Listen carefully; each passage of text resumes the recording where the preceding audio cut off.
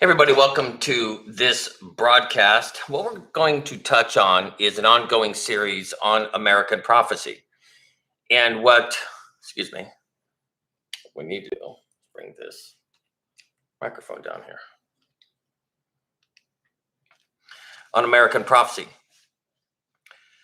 Rightly identified is America, lamb-like beast, two horns, coming up from terra nullis, from the ground. This is at the time of the deadly wound of the beast, papal wound. This is the rise of America. This is all according to 1260-year prophecy. And then the great rising of this buffalo nation, Re'em, lamb-like beast nation. Look that up. Look up what Re'em is. Look at the idea of buffalo and all of the prophecies that clearly identify the United States of America in prophecy. No doubt about it. But what we need to look at is in Revelation 13, there is the clear picture that there is power given over to the medieval ecclesiastical state power, priestcraft, papacy, again, revived. When was that? When did that process take place? Well, the entire process of World War I, the turn of the 20th century, the concepts of New World Order, and the worldwide influence of the United States through the League of Nations that ultimately became based in New York, Rockefeller Foundation, the United Nations, etc. Multi-pronged, not just one entity, one idea.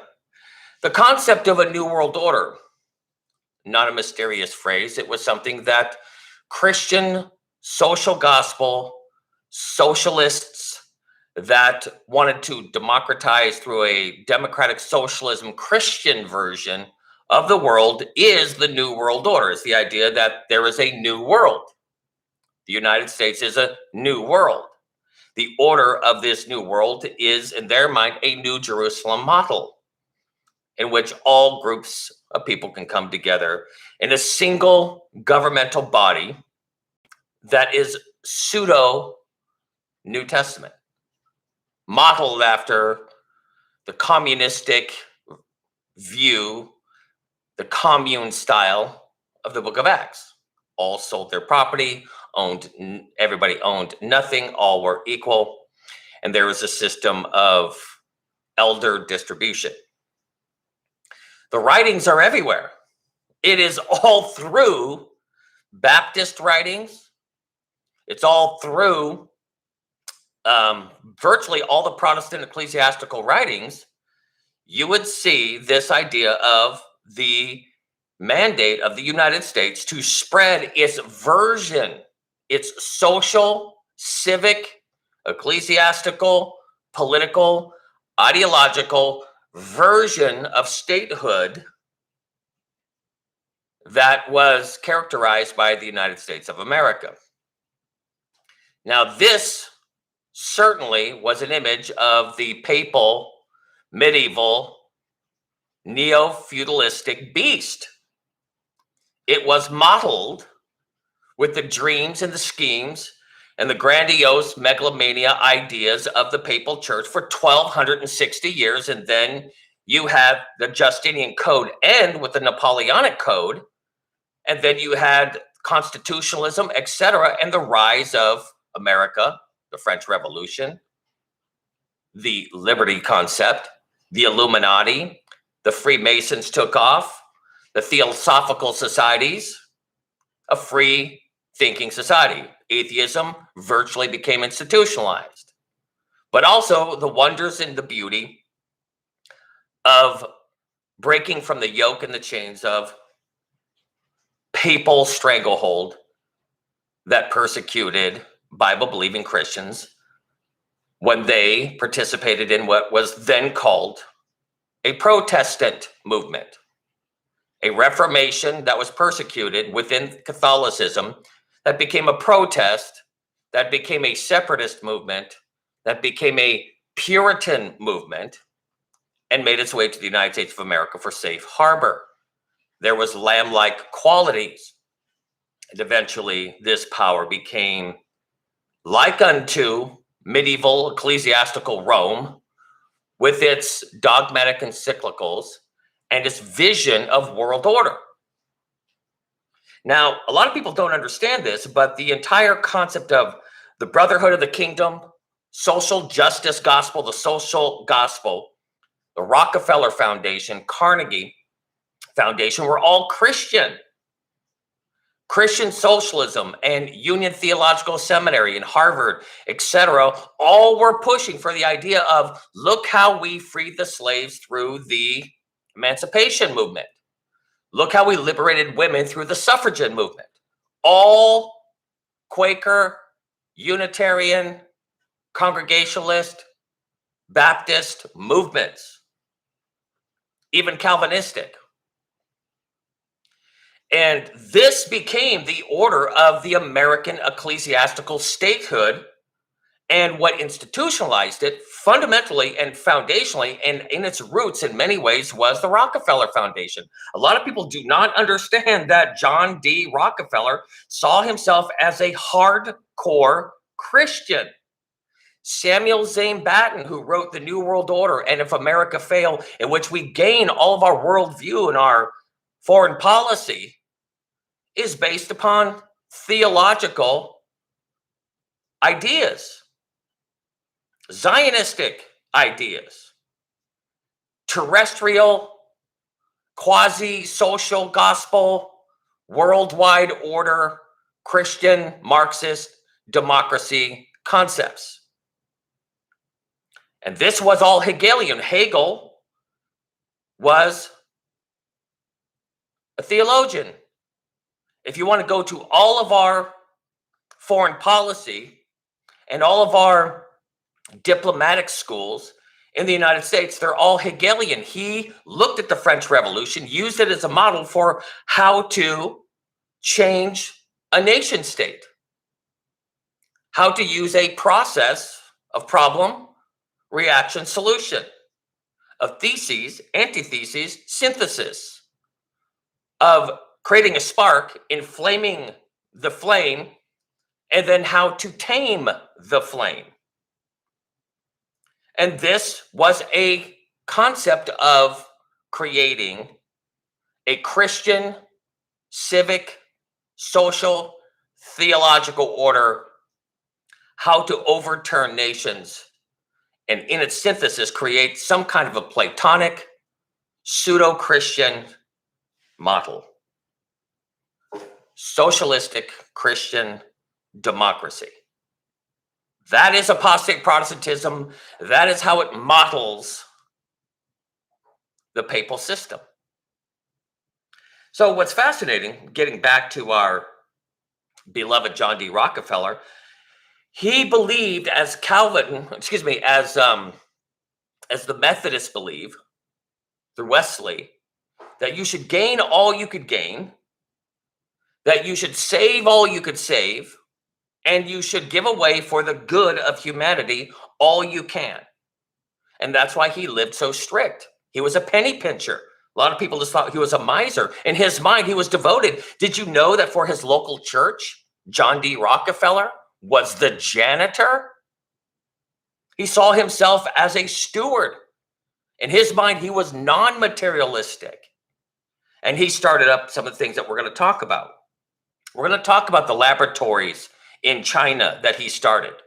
We're going to talk about the institutes of studies of viruses, all, as you're going to see, modeling medievalism, ecclesiastical medievalism, and some of the bedfellows that he got into bed with because he started to embrace this idea of a Protestant world order.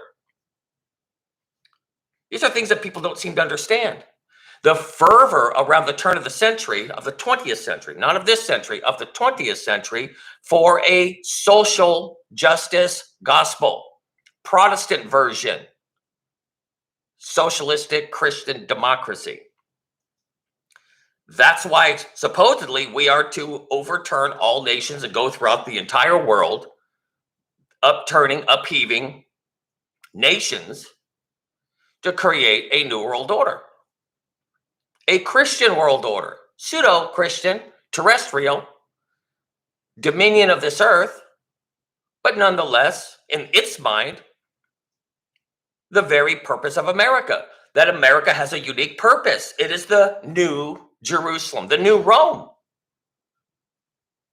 that it is under the succession of the papacy, that it's going to give a better version.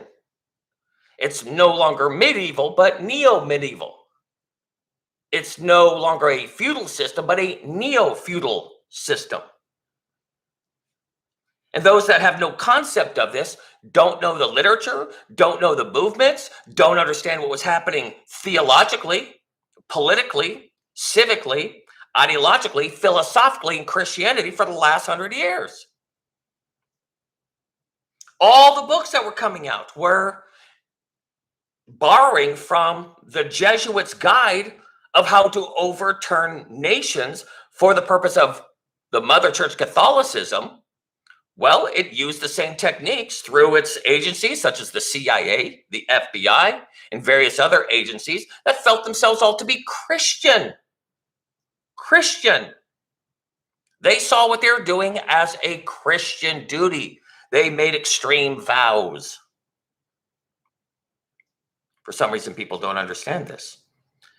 They don't understand the term New World Order was Christian and is Christian. The Rockefeller Foundation is Baptist Christian, American version, Apostate Protestant version.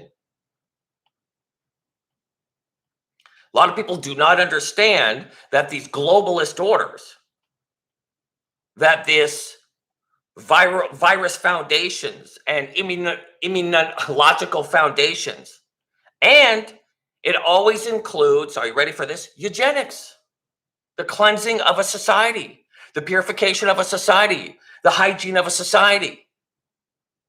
And that eternal life was something to be produced through a needle and through technology. Terrestrial, yes. Men seeing themselves as gods, yes. And they're calling it some grand higher sphere version of Christianity, apostate Protestantism in America, birthed in America, incubated in America, developed in America, maturated and grown to its full maturity in America, and it's here. It's become a dragon power. It's handing all of its power over to the original beast because it is at one with that power. Medievalism, neo-medievalism, same thing. Feudalism, neo-feudalism, same thing. We're going to touch upon these things. The New World Order is a concept used in Islam all over the place because Islam was virtually a proxy army of the papacy to create this whole Hegelian dialectic before Hegel ever termed it. It was a philosophical dialectic called triadism. Theses, antitheses, synthesis. It's called process theology.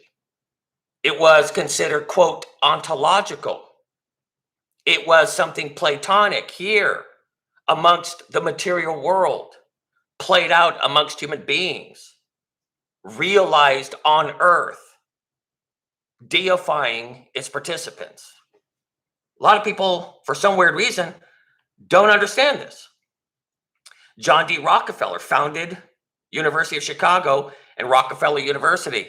Yes, massive theological departments, devout Northern Baptist, church-based institutions, hundreds of millions of dollars all the way back in the 1800s. Hundreds of millions. Could you imagine how far that went in the 1800s?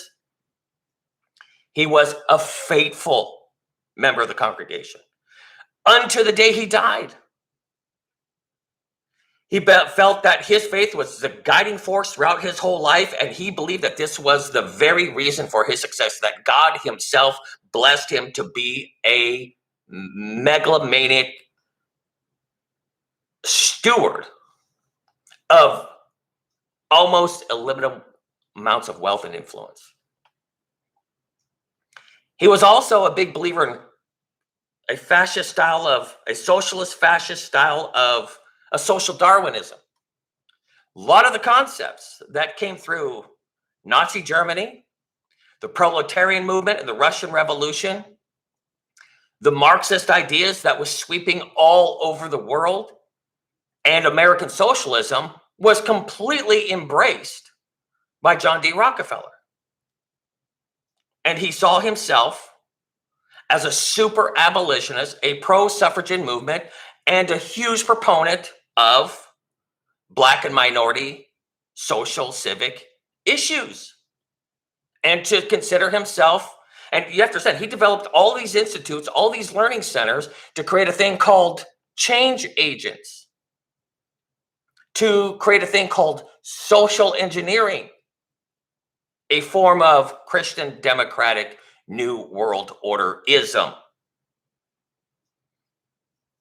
This was John D. Rockefeller. Everyone thinks of him as some secularist, just some guy who didn't believe in God, who just loved money. You don't understand John D. Rockefeller. It is apostate Protestantism funded, filtered in through, infused into all of our institutions to give it this whole medieval, neo-feudalistic, pro-socialist, social justice, Christian, democratic view of a world order in which he believed was America's destiny. Why God blessed America so much was to create this nouveau Protestant world order throughout the planet, and to work in an ecumenical relationship with Rome, with Mecca, with Zionism, with Hindus, with mystics, with theosophical societies and Buddhists all over the world, the United Nations. His concept was the kingdom of God on earth.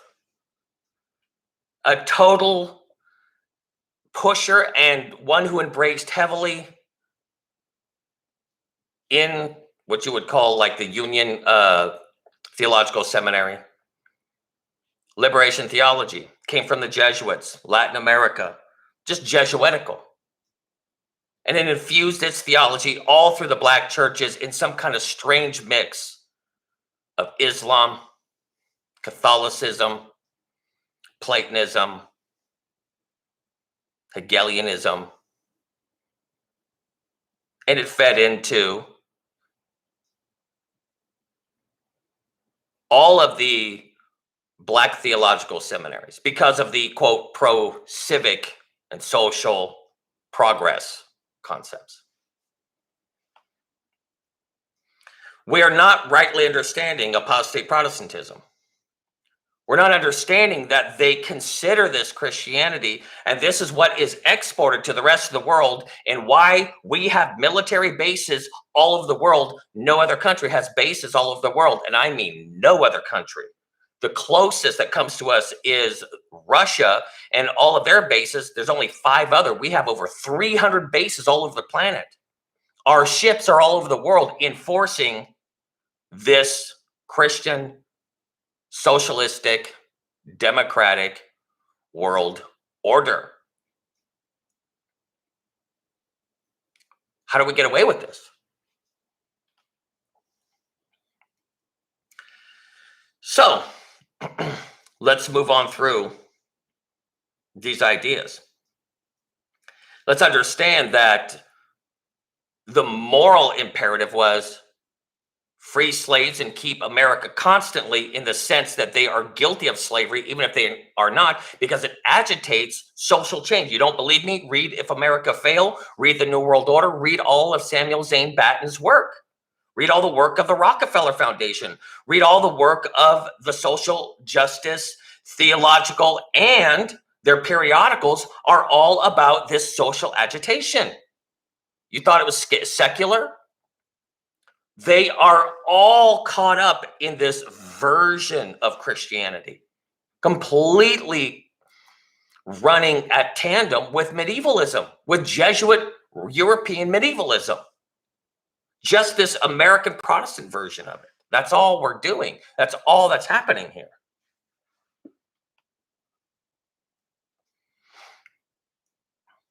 So this whole idea of even the Underground Railroad system that freed the slaves, etc., that was all Rockefeller Foundation, guys. That was all Rockefeller doing all of that. All of the great social, quote, issues that constantly guilted America endlessly, and you should read it. Read If America Failed. Read New World Order. Read Samuel Zane Batten's work back at the time of World War I, and they are saying that you have to constantly tip everyone back on their heels. A lot of people just think it's Saul Alinsky. No, this is the social gospel. The social gospel believes that you should consistently put the guilt and shame upon the general public because you could push them in your thesis to be defensive in an antithesis, and then in the middle you find the solution, and then you keep agitating it, and you are progressing along in this triadic process of moving forward, ever shifting the center, ever shifting the center, ever shifting the new common ground. And what is it that we're manipulated by? Well, anyway, let's get into some of this stuff. So what did Rockefeller found? The feminist movement. Female seminary in Atlanta for African-American women. Nothing wrong with that, but you have to understand these were all these leftist, feminist, even as you're going to see here, this questioning gender, all the stuff that was in Germany back in the time of First World War and after, pushing for questions on what constitutes gender, gender studies, the humanities departments, is where this pseudo-Christian movement had developed their ideology, developed their concepts of what constitutes being and social structure. What is an ontological being in a person, all built on these kind of pseudo-Christian philosophical concept of what is, and, you know, your Bill Clinton, what is. And a lot of people don't understand that this concept that we call liberalism, leftism, it's infused into the apostate Protestant fabric of America. It's so infused that we don't even know how to distinguish it. It's in the universities. It's in the newspapers back in the time. It's in the literature movements and literary movements. It's in the media. It's in the political discussions. It's academic. All of America became infused with these concepts. And through this movement called Romanticism, which is all based upon the urges within. Please do your homework, look it up. The striving within, the struggle within. Why do you think the word Mein Kampf, what does it mean? My struggle. It was German Romanticism. The striving and struggling of humanity. What was Darwinism? The struggle between the races of the what? The preferred races. And how there is a push and pull struggle to move forward into this perfectionistic society, into this new world order, into this ultimate golden dawn, fueled by these mystical concepts, apostate Protestantism, gone civic, gone philosophical, gone political, and in its ideology informed policy.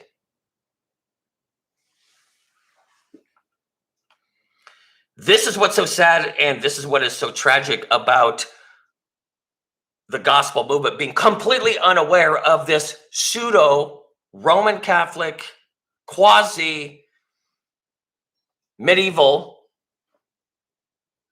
Platonistic worldview, Platonia, the idea of America is going to fulfill its destiny by being what Rome couldn't develop upon this earth, a Protestant mystical version of feudalism. And it rebrands itself as socialism and fascism. And why is it that when socialism, Marxist, communistic, and fascism rises up in Europe, all of a sudden Vatican City is developed? Mussolini hands Vatican City to Rome, and the deadly wound was healed. And all of a sudden, she's back, baby. The mother of harlots was back. She was back on the world stage, and she was dancing with the apostate Protestant concepts through the Rockefeller Foundation, Carnegie Foundation, the social gospel, etc. And there are people that are trying to teach the Bible, but they're asleep at the wheel when it comes to these things. So the Rockefeller Foundation, which was Baptist, 100% Baptist in their idea. The New World Order and Samuel Zane Batten and the Fellowship of the Brethren concept were all Baptist. The Calvinist version, the American Calvinistic version, and the Congregationalists that were of the East Coast became nothing but orientated around social justice and social gospel issues, and really bought into this kind of world dominion, philosophical, America's unique destiny concepts. Very neo-medieval. So Rockefeller believed that in changing the world, you have to develop educational systems and medical experiment laboratories, because they believed in eugenics, folks. This is the turn of the century. They believed they could create a productive and pure society, and they were all Malthusianists. What does that mean? Well, we're limited in our resources. Population is too big. We're going to have to create the colonies of the Hercules. Look it up. The United States would be the colonies of the Hercules and rule the world, and it would be a demigod society, purified through medical and scientific processes called natural selection, but put on steroids through a process called eugenics. That eugenics was a process of supposedly helping along nature, but to accelerate the process. And somehow this is the mandate of this nouveau Protestant apostate movement and ideology, with its grandiosity, just as grandiose, by the way, as medieval Rome. Just as grandiose, just as sick in the membrane, just as megalomania, in a megalomania kind of a delusional way, and just as ruthless. So when the Rockefeller Foundation really started to influence even building laboratories all over the world, because guess what? In America, you couldn't do certain things. That's why they created the whole Nazi movement, Nazi, Prince, an uplifted one. This whole idea of Ubermensch or Supermen. This was all funded. If you want to get into the real homework of World War II, you guys, they were designated the enemy, but all the people that were, quote, telling us Hitler was the enemy and Germany was the enemy and all this stuff, the Ford Foundation, the Rockefeller Foundation, BP Oil, all of these players were all funding Nazism. How did Nazism even become a thing when they were still paying war debts from World War I and not even allowed to build an army, not allowed to make weapons, not allowed to develop military equipment? Why is it that every single thing that was stamped on the Germans building up their military system had a Swiss cross upon it? Who has a Swiss guard? Who has all of their banking in Swiss banks? Rome. Who was intimately and intricately involved in the development of the entire system? And why was it National Socialism? But it didn't stay national. Why was it swallowing up all of Europe? Papal Rome and Rockefeller Foundation, along with IBM and all these other things, to develop. That's where they clasped the hands with each other to develop this non-sanctioned development of the super race, the Ubermensch. They weren't strictly anti-Jew. They were just trying to push the Jews back into Israel so prophecy would be fulfilled. These were actually pro-Zionists, whether you know it or not. Read the transfer agreement. Read Erwin Black's books, who's a Jew, telling you that this was a push through Nazism to promote Zionism. Why is it that World War II ended, Israel was finally established? The whole point was to create this prophetic scenario of Israel being restored back in Palestine. Here we go. I don't see it spoken in prophetic circles. We're not identifying apostate Protestantism through these liberal foundations, through these socialist foundations. Do you even have any idea as to how infused the American landscape was all the way from 1900 into the 1930s of being pro-socialist, pro-Nazi?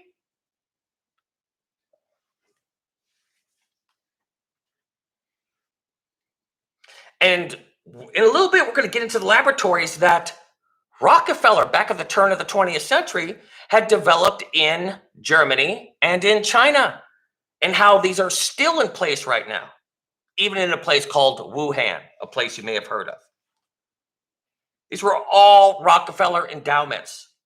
He developed the Johns Hopkins School of Hygiene. It was a eugenics university, you guys. It was a study of the human gene system of how we could create a perfect humanity, an Ubermensch, a Hercules, a God-man, a perfected man with the genetics of immortality, aided by technology. They developed all this stuff. And what happens is in the 1920s, their big push is we have to save the world from the hookworm. So they developed all of these hygiene research labs all over the world. And that was the global impetus to now have laboratories all over the world based upon hookworm eradication. So they developed the International Health Division and ultimately became the World Health Organization. Yes, the World Health Organization is apostate Protestantism. Whether you like it or not, it is just a documented, literal, and historic fact.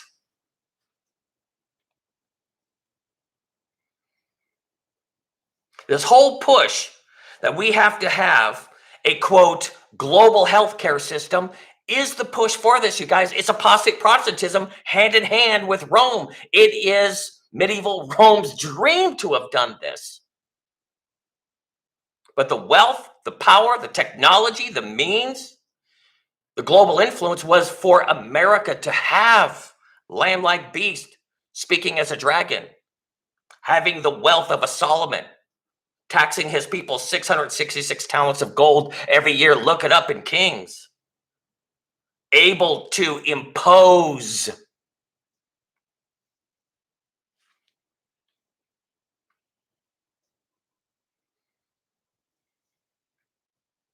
the whole concept of the Rockefeller Foundation, Carnegie Foundation, all of these pseudo-Protestant, institutionalized, socialistic, and scientific, and moving heavily into this civic social engineering with this social justice, social gospel concept, finally became the engine that was going to be this international world power to create the Christian New World Order.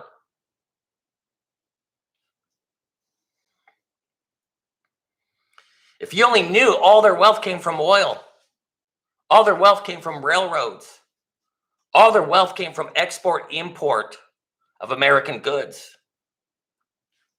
All of their wealth came from the concept of incorporation and being able to avoid paying taxes so it could use its wealth for this greater mission and influence. So when you see these foundations, 1914, what is that? Does 1914 at all have anything to do with Spanish flu or anything else? They set up the China Rockefeller Baptist Foundation set up the China Medical Board, established the first public health university in China, Peking Union Medical College. 1921, it was nationalized. And guess what comes rolling out of there every single year? Diseases from laboratories. To create this, quote, pharmacon.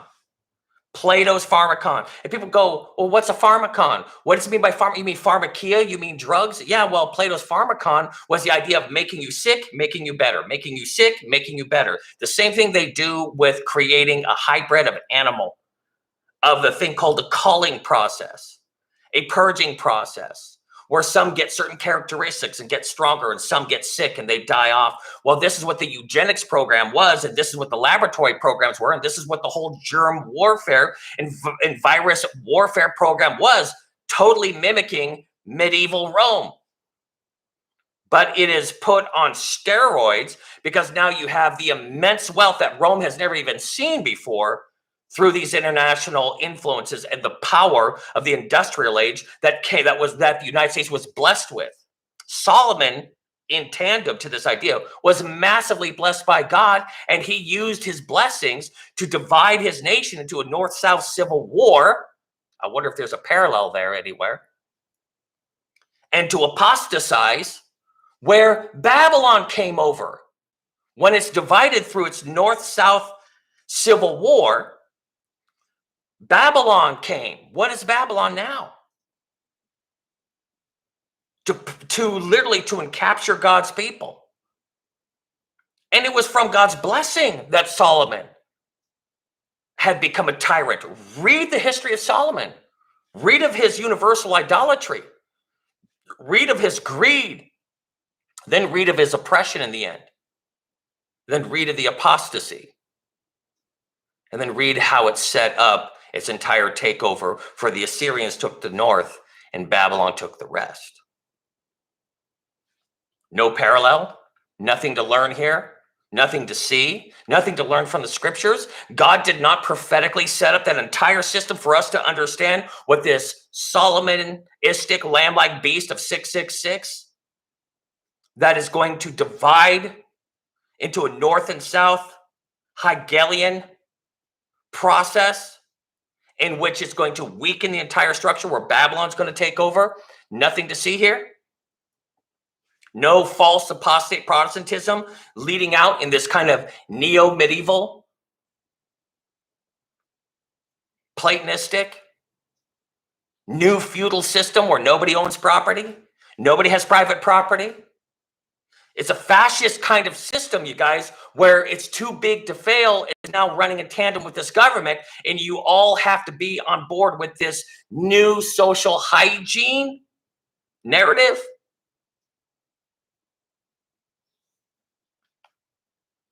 Who do you think developed the entire structure and the entire landscape of the pharmaceutical psychiatric system throughout America? And all of the mind control experiments that came from it.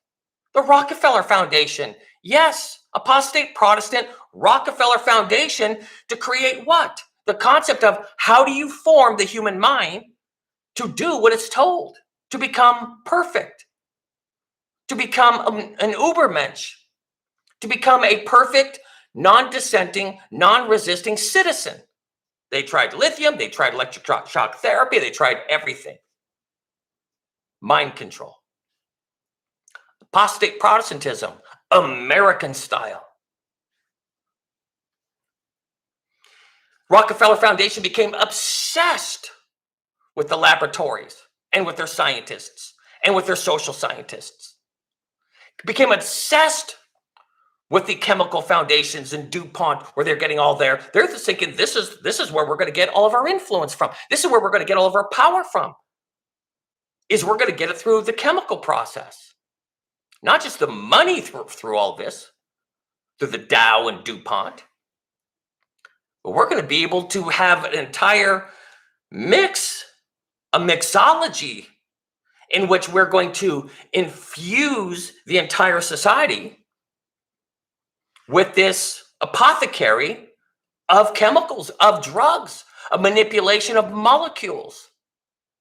They became megalomania. They became manic. They became completely off the charts with this mad scientist concept. Apostate Protestantism, mimicking the dreams, the hopes of all the power that medieval Rome always wished that it had, well developed through its huge technological advantages that we had, through our wealth and power through the industrial age. Nothing to see here.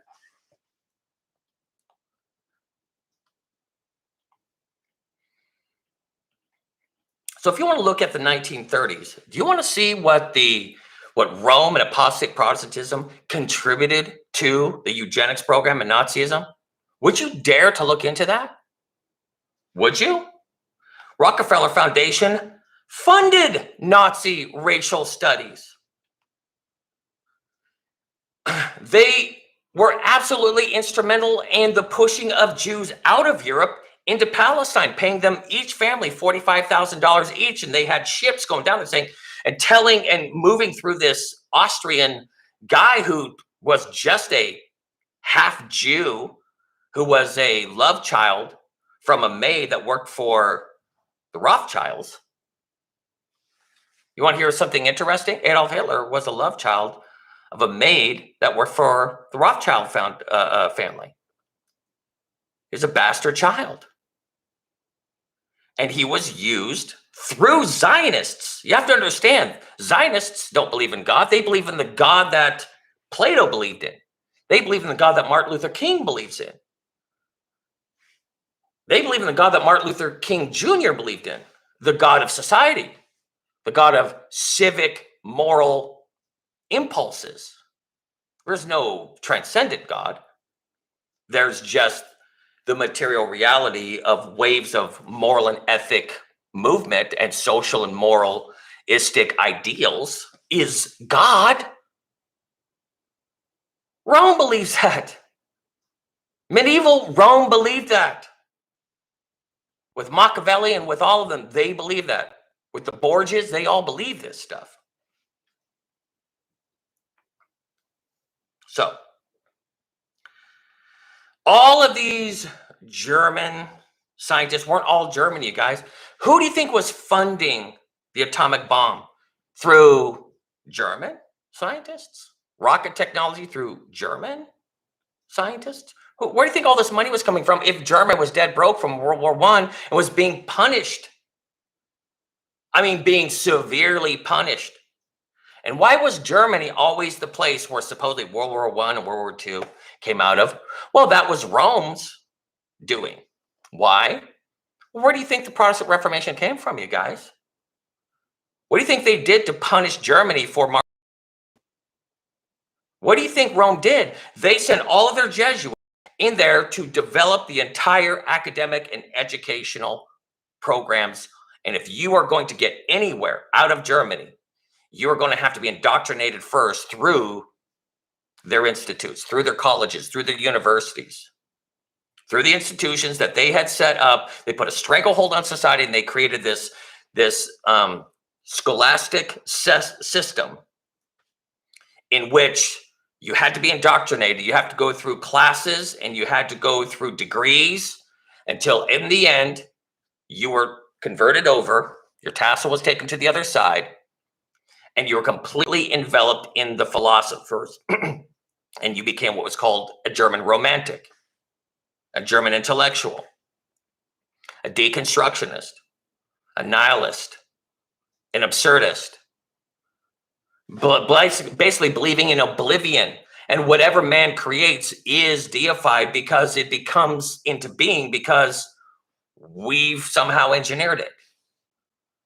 Germany has been ground zero from Roman punishment since the Reformation, and supposedly 2 world wars came out of Germany.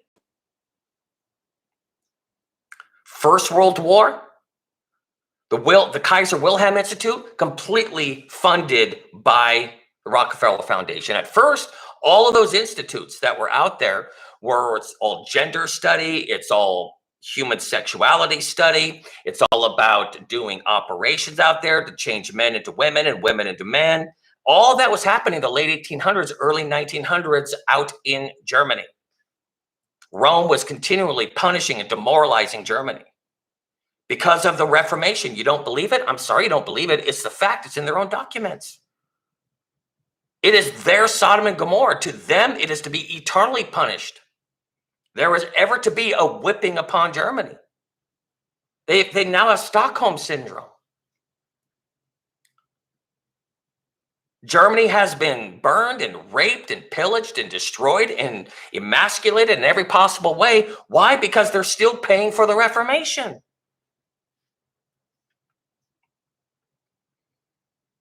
So, who gets funded through all this stuff?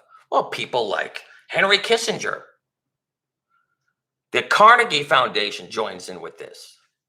This whole international globalist movement, in which is supposedly philanthropic, is supposed to be helping society. They created all these NGOs, then they sent all of this technology, all this medical technology to places like Africa. And then they developed all these processes of autoimmune deficiencies, polio. They go to these highly populated nations, and then they do all of their experiments upon India, Native Americans, Africans, Slavs, Gypsies. For what? For human experimentation.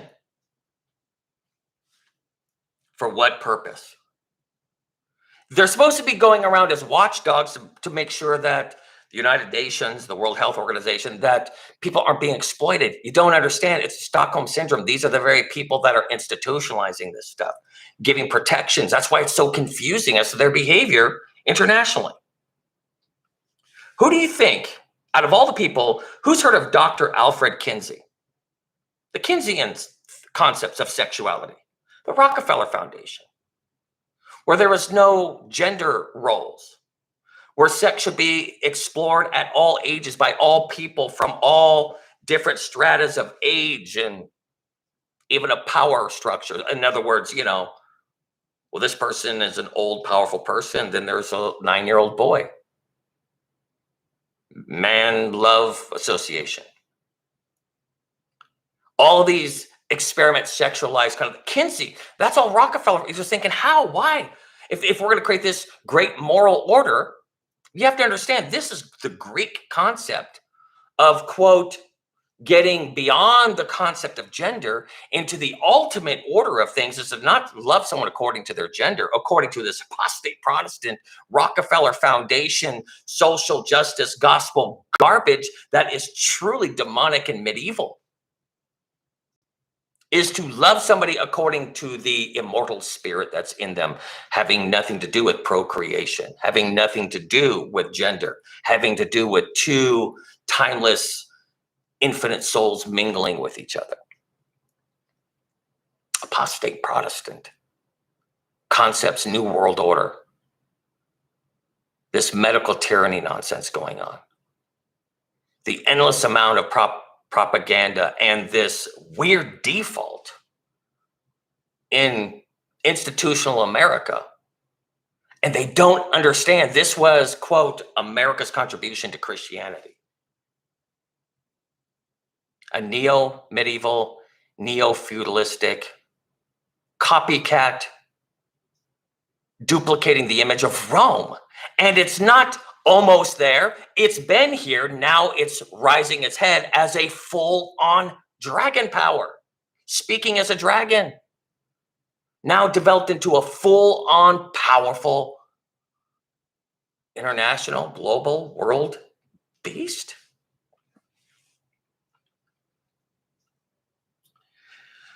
So what institutes did we not cover that they developed? You ever heard of the Council of Foreign Relations?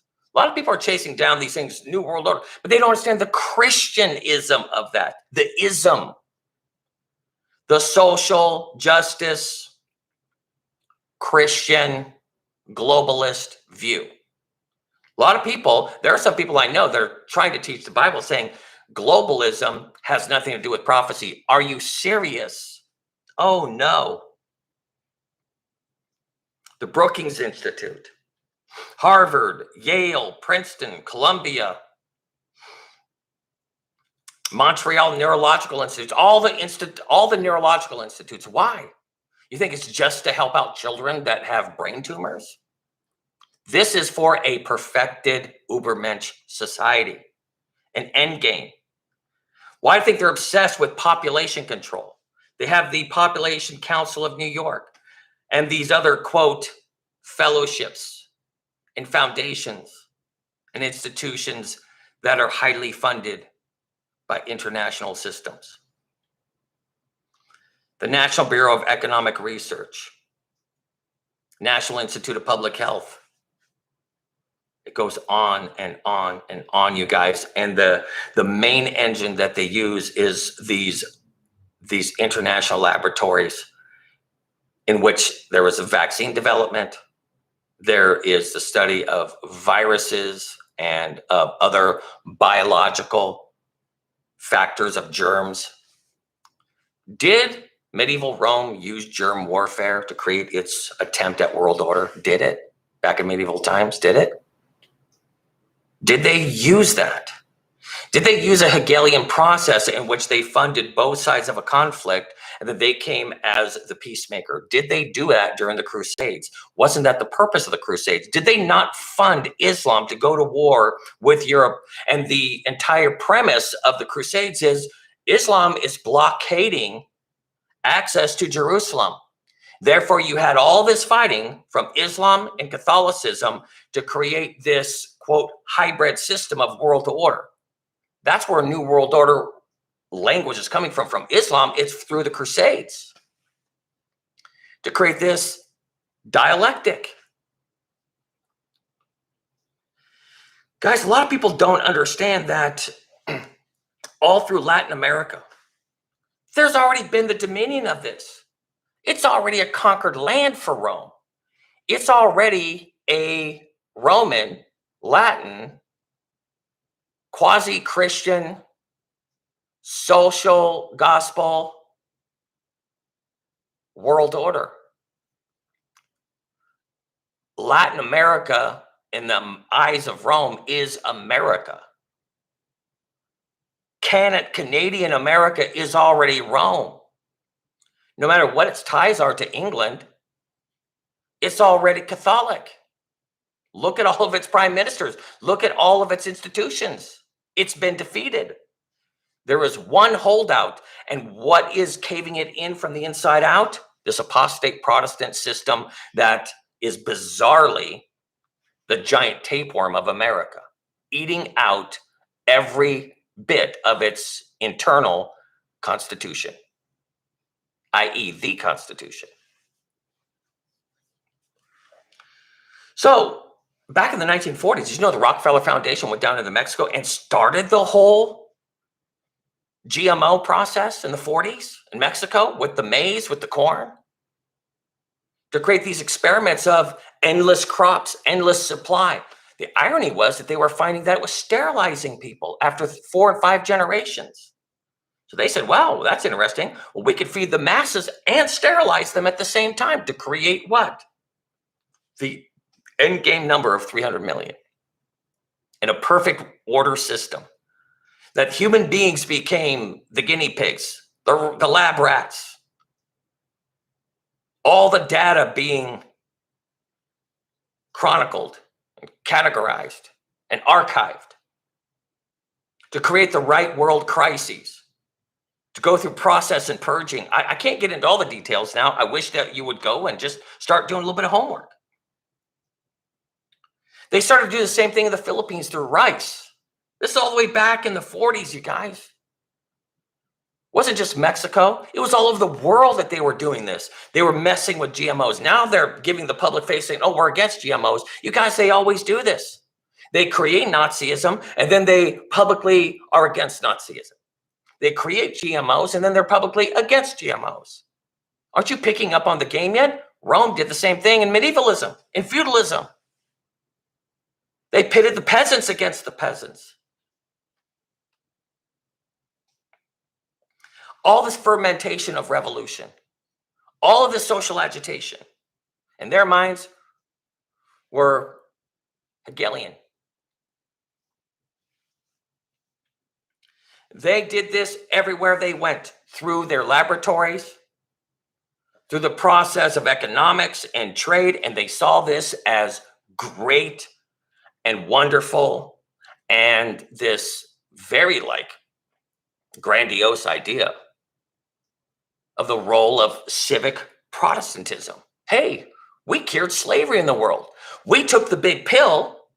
We took the inoculation. And when America ended slavery at the sacrifice of 600,000 people, now we're going to send the Marines all over the world to end slavery all over the world. And so we're the ones supposedly that took the big, giant inoculant of slavery. We solved it at home through the shedding of our own blood. And now we're going to stop the world from slavery. And that's been the mandate. That's our moral impetus. But you see, the guilt of it's not done yet, is it? The common citizen has to feel pushed back on their heels because they're still swallowing the guilt of things that they've never had anything to do with. Read Samuel Zane Batten's work. This is how you endlessly agitate social change.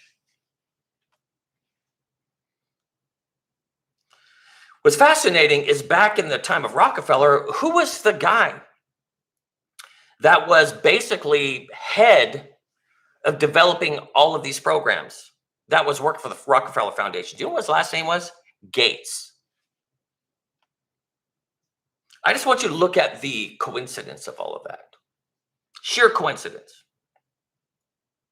So what was the language? You know what's interesting? When you get into the 70s and the 80s, and when you get into the scandal of AIDS in which you had Gallo and Fauci involved back in the 80s, please do your homework on that. There are people that were homosexuals back in New York, back in Greenwich Village, that wanted to literally off these people because they saw that these people had literally created the autoimmune deficient climate. There's no such thing as, quote, the AIDS virus per se, but it's to create a climate within your system in which your autoimmune system is shut down. So you'll die from anything. You'll die from the common cold. You'll die from just a simple influenza. You'll die from a lung infection because you have no immune system. So it arrests the immune system. Who was in the center of that scandal? Fauci, Gallo, Jesuits, germ warfare people, apostate Protestant laboratories, the World Health Organization. And what was the purpose of this? For the sustainability of social change. To develop a global communication around what constitutes social and civic welfare, well-being, hygiene, and protocol. That they would organize community groups to become, quote, advocates of this. For there to be global vision, local inculcation, brainwash. So when you look at, and you want to look deeper into this kind of stuff, you want to look at Frederick Taylor Gates, you want to look at Rockefeller, you want to look at Samuel Zane Batten. And on the next study, we're going to get even further into this. We're going to really get into the educational, the political, the civic indoctrinating that's in all of our schools, all of our textbooks, and through media. This is a pseudo-Christian world order, social democratic movement that is finally seeing its day in the sun. And that's why it just seemed to have come out of nowhere. It didn't come out of nowhere. It's been below the surface the whole time. And now you're seeing its dragon head. You guys don't understand. This is coming from Central Baptist. This is coming from Northern Baptist. This is coming from Southern Baptist. This is coming from Independent Baptist. This is coming from social justice Calvinists. This is coming from social justice, any of the Methodists, any of this whole idea that we're creating a social justice, global civic transformation, that we are the change agents for this world order. which there is no more war, that we're going to create a universal peace of coexistence, that there is a unity and diversity concept, that there is going to be this kind of quasi, all world religions can all coexist in this grand order of peace. You see, this is the Protestant version of Pax Romana, the peace of Rome. And yet, where is the insight coming from the evangelists? It's not there. They're not making any of the connections. They refuse to see and to believe and to understand that. I'm just using the Rockefeller Foundation as a great springboard for you to understand these things. But it was more than just the Rockefeller Foundation. All of these robber barons that have been demonized on the idea that they just became greedy, materialistic, and selfish is not true. Believe it or not, in the United States of America, this was the first time you ever saw the sense of getting super wealthy and then giving all of your wealth after you've obtained to these ridiculous and grotesque and disgusting amounts of wealth, to throw it back into philanthropic foundations that supported arts, the sciences, academics, education, social reform. That's what all those institutes did, you guys. It was absolutely gaining all this wealth, and they lived meagerly. They lived meagerly, you guys. Rockefeller, Carnegie, all of them charged people money for lunch when they ate at their house. They're thinking, what a miser. No, they spent almost nothing on themselves, and they spent almost nothing on their kids around them. It went into these endowments for social change. These guys took vows of poverty, and yet they were surrounded by immense amount of wealth. Don't you see it? Don't you know how medieval that is? How Jesuitical, Protestant version that is?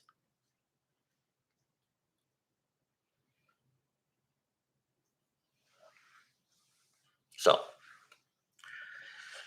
I'm not going to go much further. These are not going to be very long studies. I'm going to try to keep these ones to about an hour. But if you understood the Peking Union Medical College, if you understood the international laboratories, if you understood the whole idea is to create a medical, genetic, even through civic systems, through economic systems, even through resources of food and nutrition and health, that they're here to create the Ubermensch system.